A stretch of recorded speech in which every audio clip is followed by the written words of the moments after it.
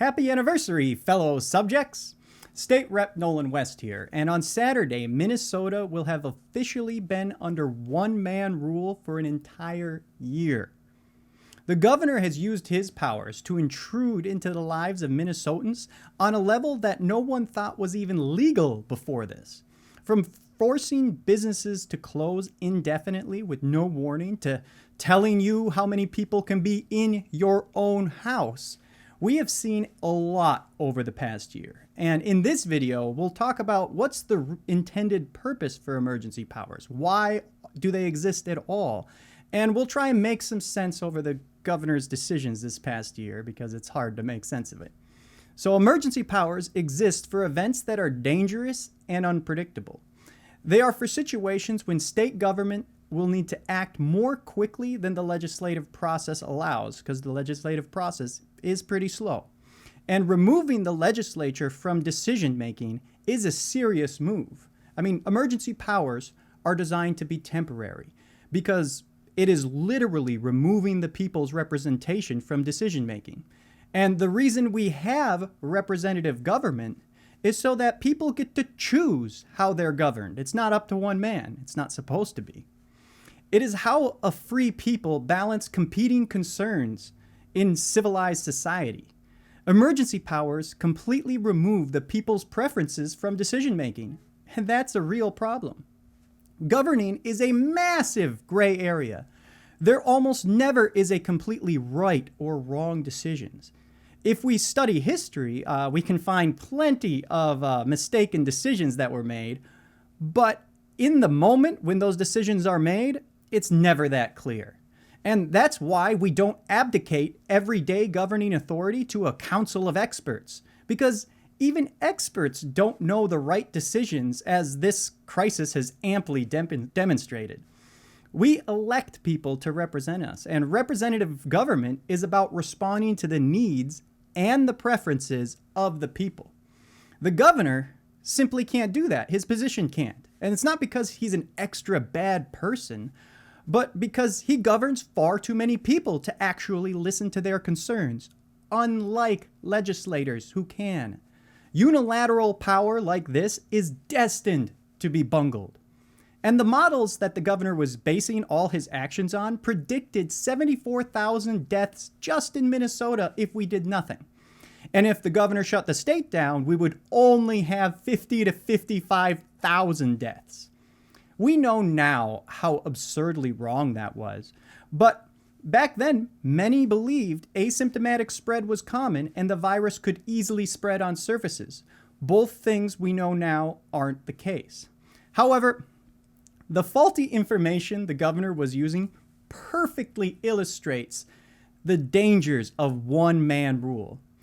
If a leader is paralyzed by fear or surrounds himself with yes men, concentrating power in them is a dubious proposition at best. The reason the legislative process is slow is because the bills are vetted. They aren't just dictates. Through the committee process, any Minnesotan can give testimony and we can catch unintended consequences of laws that we're trying to pass, because the consequences of government action aren't so clear. Rather than bankrupting hospitals, for example, by banning elective surgeries like the governor did, we can hear from those hospitals and figure out ways to improve the situation that doesn't get nurses laid off when we need them the most. The idea that the governor needs to retain his emergency powers for the safety of Minnesotans is utterly ridiculous. And he even admits this. He sent a letter to the legislature offering to end his emergency powers if the legislature passed his partisan policy demands. If we're really in an emergency with Minnesotans' lives at risk, why would he ever do that? Not only that, but he continually jerks businesses around by leaking to the press ambiguous changes that he plans on announcing later. And if we can wait a week for an announcement, we can use the legislative process and include Minnesotans in decision-making. This has not been about keeping Minnesotans safe for a long time. It's all about politics, as usual. If you're not convinced of that already, let me lay out my case. The most obvious political move, and it's glaringly obvious, was the governor refusing to open schools. The initial closure of schools that he did back in 2020 did make sense. We didn't know what we were dealing with. We knew it was incredibly contagious, and protecting our children is something that everyone can agree on. So closing schools when we didn't know makes sense. However, once we learned how little COVID affected people under 50 and especially school-age children, there was no reason to keep schools closed because we had guaranteed soul-crushing effects that the kids were experiencing from being kept out of school. We saw a 40% increase in the number of students with a failing grade. And before the pandemic, we were already seeing a rise in suicides in our schools. And keeping kids isolated has destroyed many of their fragile mental health situations they were already in. And it's set a whole generation of kids behind academically. I mean, it's gotten so bad that some schools no longer even give failing grades. And trading debatable safety by keeping schools closed for certain suffering that we have evidence for is a bad decision, objectively. So why did the governor not reopen schools as soon as it was safe?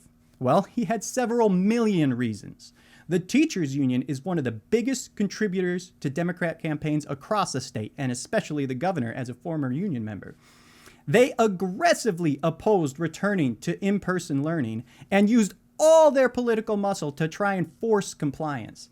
The teachers union, the president of the teachers union, even explicitly threatened to abandon the students and walk out in the middle of the pandemic. Eventually, the governor gave in to the public outcry to reopen schools, but it was only because there was a massive public outcry. If the legislature had any authority at all in this, schools would have been reopened as soon as it was safe. And now the administration is fear-mongering with a new virus variant that's going to kill us all. And that's why the governor needs to maintain his emergency powers. But the variants they're talking about have been in Minnesota for months, and cases continue to steadily drop as they are across the nation. And barring Minnesotans' representation from decision-making should only be done with clear threats, not some potential mystery threat. It's too important. Governing is difficult, and despite monumental efforts, what government does doesn't always have the desired results.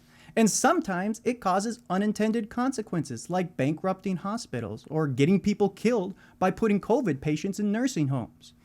That is why one man making all the decisions will nearly always, regardless Republican or Democrat, will nearly always lead to poor decisions, as we've seen throughout this pandemic. The legislature needs to have its power restored so that the people can finally have a say in how they're governed, because the people's opinions matter. 1 year is way too long, and it's a complete abuse of emergency authority. And honestly, I am so tired of talking about this. I can't believe I'm still talking about this. The system has been completely mutilated for political expediency. So please share this video, get this message out. People need to know what's going on.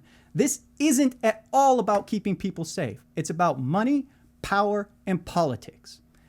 1 year is far too long.